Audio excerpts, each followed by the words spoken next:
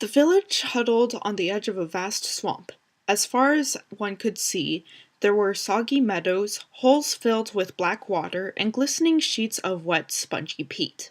Skeletons of giant trees, snags, the people called them, rose up out of the muck, their dead branches reaching out like long, twisted arms. During the day, the men in the village cut the peat and hauled it home to dry and sell for fuel. But when the sun went down, and the wind, sighing and moaning, came in from the sea, the men were quick to leave. Strange creatures took over the swamp at night, and some even came into the village. That's what everyone said. People were so afraid they would not go out alone after dark. Young Tim Pattinson was only one person in the village who did not believe in these creatures. On his way home from work, he'd whisper to his friends, "There's one!" and they would jump and run. And Tom would laugh and laugh. Finally, some of his friends turned on him. "If you know so much," they said, "go back into the swamp some night and see what comes of it." "I'll do it," said Tom. "I work out there every day. Not once have I ever seen anything to frighten me. Why should it be any different at night? Tomorrow night, I'll take my lantern and walk out to the willow snag. If I get scared and run, I'll never make fun of you again." The next night, the men went to Tom Pattinson's house to see him on his way. Thick clouds covered the moon. It was the blackest of nights. When they arrived, Tom's mother was pleading with him not to go. "It'll be all right," he said. "There's nothing to be afraid of. Don't be foolish like the rest." He took his lantern and, singing to himself, headed down to the spongy path toward the willow snag. Some of the young men wondered if Tom wasn't right. Maybe they were afraid of things that did not exist. A few decided to follow him and see for themselves, but they stayed far behind in case he ran into trouble. They were sure they saw dark shapes moving about, but Tan's lantern kept bobbing up and down, and Tom's songs kept floating back to them, and nothing happened. Finally, they caught sight of the willow snag.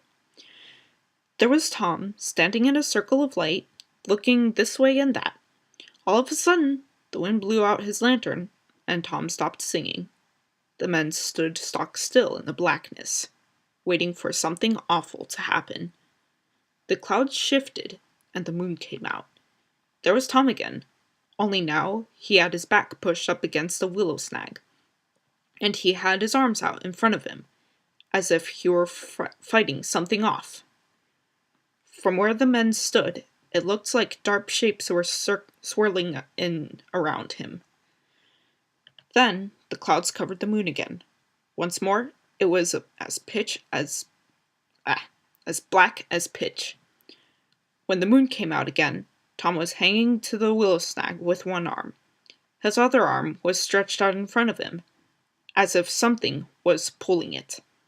It looked to the men as if a rotting, moldy hand, with no arm, a dead hand, had grabbed Tom's hand. With one final wrench, whatever had hold of Tom jerked him into the muck. That's what the men said. When the clouds blotted out the moon once more, the men turned and ran through the blackness toward the village. Again and again, they lost the path and fell into the muck and water holes. In the end, they crawled back on their hands and knees. But Tom Pattinson was not with them. In the morning, the people searched everywhere for Tom. Finally, they gave up. They gave up for him, lost. A few weeks later, toward evening, the villagers heard a cry. It was Tom's mother. She was rushing down the path from the swamp, shouting and waving.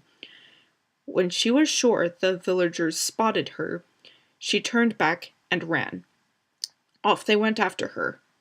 They found young Tom Pattinson by the willow snag, groaning and gibbering, as if he had lost his mind. He kept pointing with one hand at something only he could see. Where his other hand should have been, there was nothing but a ragged stump oozing blood. The hand had been ripped clean off. Everybody said it was the dead hand that had done it. Nobody really knows. Nobody will ever know, except Tom Pattinson. And he never spoke another word again.